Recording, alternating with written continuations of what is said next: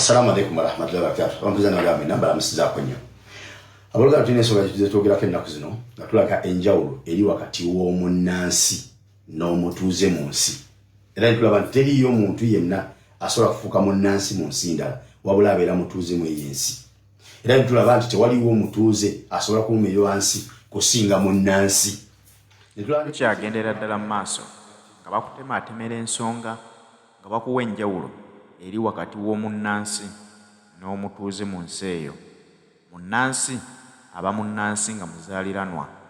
Omutuuze abeera omuntu eyava gye yavudde n'ajja n'abeera mu ggwanga eryo n'aweebwa obutuuze n'afuuka omutuuze mu nsi eyo. Akanyomero kano nno kabeera kakutuusibwako Hajji Ssettuba omusomi w'edduwa. Hajji Ssettuba omusomi w'edduwa omusanga ku nnamba ya 0703 31 39 25. Hajji Ssettuba oyo bw'omukubirako lumubuulire bubuulizi kizibu kyonna ekikusoomooza. Obadde oyagala kugendako bweru ng'ebintu bye bikyagaanye, olina obulwadde obukuluma nga bukulemeddeko, olina emirimu gye egyagootaana, tokyatambula bulungi mbyenfuna mu bizinensi, kusoomoozebwa kikwoyitamu. Gwe buli kusoomoozebwa kwonna kuba ku nnamba ya Hajji Ssettuba weri awo ku sikuriini yaffe, mukubireko omunnyonnyole, tojja kuddamu kwejjusa. Enjawulo y'omunnansi n'omutuuze gye njagala tugendere ddala nayo mu maaso ogitegeere. Otegeere lwaki bajjajjaffe baatukola ekigambo okusembeza abantu bano nga tebasoose kwekenneenya buzibu ki obuliddirira oluvannyuma lw'emyaka nga 50 okudda waggulu. Bye baatusembereza olwaleero kati ffe abazzukulu yenkenku gye tusengejja. Ne tulaba ku nsi ezikulaakulanye nga ekizireetedde okukulaakulana kwe kubeera nti bannansi be balina obuyinza n'obuvunaanyizibwa obwenkomeredde ku nsi yaabwe. Oba okitegeera. Olwaleero njagala tugende ku kitundu kyaffe ekyokutaano era nga yagala okulaba ebitundu bino byonna, genda ku Facebook oyekola music analyst ojja biraba, oba genda ku TikTok ku Asande Rocks ojja sangayo video zino. Ngana wamwe njagala wale nkulage nti bajjajja baffe oba bajjajja b'abajjajja baffe baali basajja ba kisa nnyo abaasembeza buli muntu okuva mu nsi yonna gye yavanga, okuva mu kitundu kyonna gye yavanga, nga bw'ojja n'omunywera embeera zo n'obuzibu obw'olimu ng'akuwuliriza era n'akubeererawo mu mbeera yo yonna. Bangi abajjaffe gye twawanga mu byalo eyo ng'abasajja bajja gye bavudde nga bajja banoonya mirimu, naye ng'emirimu gye banoonya gya kulima, kulima mu bibanja, kulima mu nsuku, kulima mu mmwanyi. Naye nga bakadde baffe babasembeza ne batuuka n'obbawo akaspace n'azimbawo akayumba ke n'abeerawo nga bw'alima mu mmwanyi za muzeeyi ate nga bw'alima ne mu bibanja by'abantu abalala. Ono yakolanga akasente ne kawerawo n'addayo ewaabwe gye yava n'akima ne mukazi we n'amuleeta ne babeera naye ewakaawo.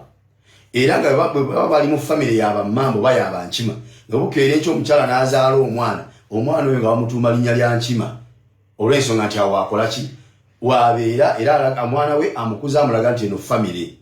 Era abaana twakulanga nabo ffenna awamu nga toyinza kutwawula nti bano baana booli, bano baana bono, nga ffenna tuli baana baawamu.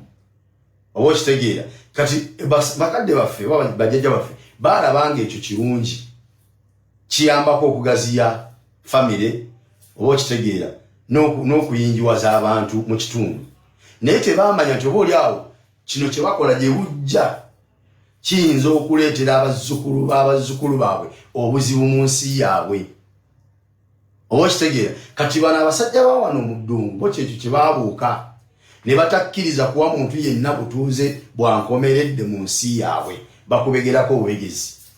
Balaba okyali muntu mulamu ng'okyatambula ku mateeka gaabwe ne bakwongerayo.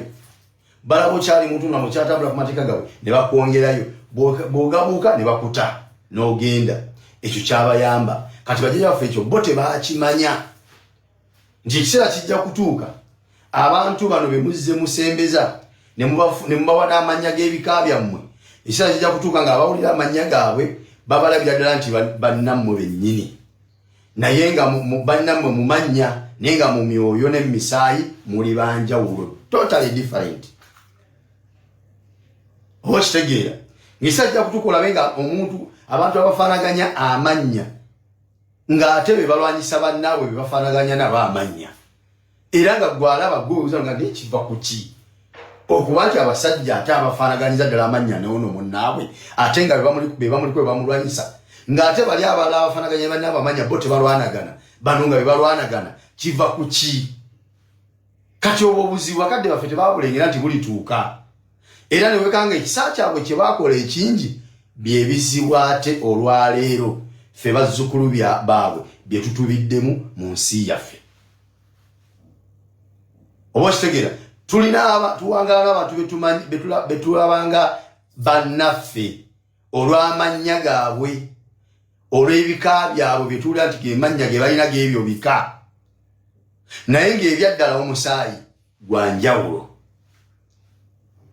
oba kitegeera kubanga abantu bano ekiseera kituuka bajjajja baabwe ne babanyumiza oba bakitaawe ne babanyumiza tyano ffe nno jjajja yava gindi tyaha n'atuukira ku ebusujju batuuka ebusujju omusajja gwe bayitanga Lubega tyaha we yali akolanga omupakasi munnange nga bali mu Lubega yali musajja mulungi nnyo ng'atuwa wakube nga watata waffe wakubeera ng'amuwa ennyumba taata ng'agenda kimamama yali amuleka nga batuzaala nga batuma amanya gangabe kubanga taata waffe yali abeera omusajja wangabe okitegeera kati banyumya emboozi eyo ng'anyumiza muzzukulu we n'omuzzukulu n'anyumiza omwana we abantu bano batandika okufiiringa kiri nti wano nno si waffe ebyaddala tulina gye twava ewatuufu era abamu ku bo bafuna obusobozi kasente ne kawerawo batandika okuddayo okunoonya ewatuufu wa gye baava nga bwemulaba Barack Obama bwe yava mu Amerika n'akomawo anoonya ensibuko ye mu Kenya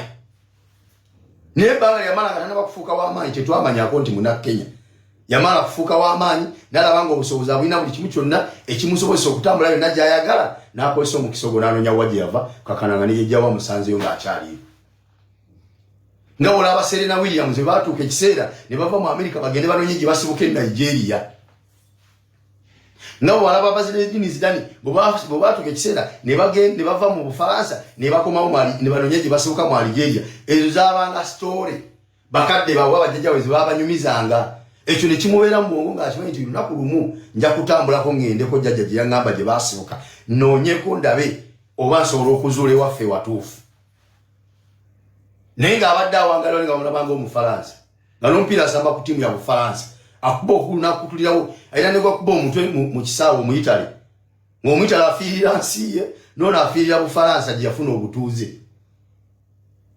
oba okitegeera kati ebyo ebizibu ebyo munnange byebimu ku bizibu kati betubiddemu mu ggwanga lyaffe erya Uganda tulaba abantu betufaanaganya nabo amannya betufaanaganya nabo ebika ne babatuuza ku ntebe emu n'agamba nti nedda ono nedda nti anze nfiira kwoli n'ogamba neye gwe bw'otunulamu bw'oti olaba nga ddala ono oli yasaanidde ku ono nti ye noganegwe nga muli ba Luganda nga nze tonnyumiza kati gwokimusibako nti ba Luganda nono gwafaanaganya naye amannya naye nga ye ekituufu kyali abakikola ki abakimanyi guli omusaayi nabagamba nti omusaayi gw'obunnansi gwe gusigala gulondoola gumulondola paka ng'ategedde watuufu wagyava bamala tutegera watuufu wagyava ensi eno taddamu kugyagala nga bwabadde agyagala ng'amanyi nti ye kiri kimugira mutima amanya nti ensi tugibeera mu bubeezi naye si yaffe tulina waffe gye twava ne bwe biba byakola byonna bingi bya stoppinga okukola byali badde akola ensi eno okukulaakulana bwabanga alina obuyinza n'obusobozi obugikulaakulanya kasita amala okimanya nti waliwo ewatuufu gye bakola ki gye bava temumalayo abagenzi ne banoonya bakitaabo abato naye temwalaba gye babasaana famire tezaakamala okusinga no juzi ne zeeyanjulira omwana n'akyala egindi n'ab'egindi ne bajja ne bakyala egindi temubirabye tebyakamala obeerawo juzi wano oba kitegeera so n'olwekyo bannange nze nsaba buli munnayuganda wenna tandika okwekolako gwenyini okwenoonyerezaako ekituufu kikyoli kituufu kikyoli oba munno oyo gw'oli mukaayana naye gw'oyomba naye ng'oyagala mbu ategeere nga gwe b'otegeera omanye ekituufu kyali oyo gw'oyomba naye ng'okaayana naye ng'oyagala mbu naye alumirirwe Uganda nga gwe b'ogirumirirwa omanye ekituufu kyali ng'oyagala Uganda agyagale nga gwe b'ogyagala gw'omanyi nti mutuuze oba munnansi eriyo munnansi gwasobola okugamba nti yagala ensi yo taliyo omutuuze obutuuze gw'osomesa obulungi bw'ensi gyafunamu obutuuze agyagale naye omunnansi yaba ayagala ensi ye kwagwa musaayi gwe kiba nakyo ekyagala ensi ye. Oba kitegera muganda wange. Kati n'olwekyo please mulekerawo okwekuya pressure nga mukayana n'abantu. Abantu be mukayana nabo temubamanyi. Mumanyi mannya gaabwe naye ekituufu kye bali temukimanyi. Mubalaba kwogera olulimi Luganda nakwera n'amannya g'abana Uganda naye ng'ekituufu kye bali temukola ki? Temukimanyi bo bennyini be bakyemanyidde. Kati gwe tunulizi muntu olabe embeera ze. Endowooza ye ku ggwanga lyo. Enkola ye ku ggwanga lyo. Kikumale maziggo okumanya nti naye ono yandiba omutuuze obutuuze wano. Simu ayinza obutawa munnansi kubanga teriyo munnansi yenna atayagala nsi ye kubeera bulungi. Ebyo nno bajjajjaffe baatuleetera ekizibu kubanga bo baayanirizanga buli kye baasanganga naye ate tebaamanya biki birivaamu. Kyova olaba tubanenya tulekamu kubanga bo baali bantu ab'ekisa abaaniriza buli muyise. Weewaawo tebasooka kufumiitiriza nti bwe tunaabaaniriza ne bamala okubukala wano kiribeera kitya bwe tuliba tuvudde nga tulesewo abazzukulu baffe. Baali bayisa batya? Kyova olaba mwana wattu nno mu ggwanga Uganda obutemu obwo tebwabangamu kubanga buli muntu yalinga alina ekisa ku munne nga buli muntu alumirirwa. Ng'osanga otya omuntu n'omukuba oluyi olw'okubanga si bwa mu famire yo. Osanga otya omuntu n'omuyisaamu ekiso nti olw'okubanga akunyiizizza. Okunyiizagana kwabangawo naye ng'ate beesonyiwa mangu. Naye kati obutemu bweyongedde twebuuza kwe buva kubanga bajja basenza famire ze tutamanyi gye zaava. Bo bali emitima gyabwe gye baava nagyo gye baava bagitusizeemu olwaleero. Kyova olaba nti okuttiŋŋana kungi oli atta munne nga n'okwesikamu teyeesise. Kyova olaba ekibbattaka kyeyongedde okukula ejjembe mu ggwanga Uganda. Lulinga omuntu amanya nti lino ttaka lya gundi sirisaalimbirako, wano wa gundi simala gasaalimbirawo. Naye olwaleero omuntu ajja n'akugoba ku ttaka lya bajjajjabo lye mumazeeko emyaka 10 n'omusobyo n'akulaga nti yayagala kulitwala ku kifuba kubanga akimanyi nti muzibuzzi talinaako waabwe wabula yanoonya afuneko waabeera. Olw'okuba nti bo bwe bajja bakitegeera nti si bannannyini nsi naye ne bafuna emmundu kati ze beesigamako. Bakozesa emmundu okusiguukulula gwe munnansi omuzaaliranwa. Baagala onoonye gw'odda bo nga bafunye ewuwo babukadde. Ensonga eyo nti okutabikatabika tutabiketabike naye nga tumanya nti ono gwensenzezza muteekako ekkomo amanyeeko waakoma. Si byakugamba nti omuyingiza mu famire afuuse mwana kubanga bw'onoovaawo asobola okukina ku baana bo n'abatwalako buli kaabwe. Baabayingizanga mu famire ne babawa amannya ne babawa n'ebika. Kyova olaba nti olwaleero oyogera n'omuntu ng'erinnya lyakugamba lya Kiganda ddala ddala naye ng'ate ebikolwa bye tebifaanana bya basajja na bakazi Baganda. Oli n'akugamba nga musoga awedde emirimu naye ng'ebikolwa bye byawukanira ddala ku by'abasoga. Tulina kwegendereza abantu be tuli nabo.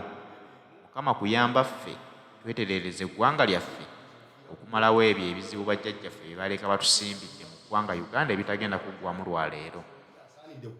Nti ye noganegwe nga muli ba Luganda nga ze tonnyumiza.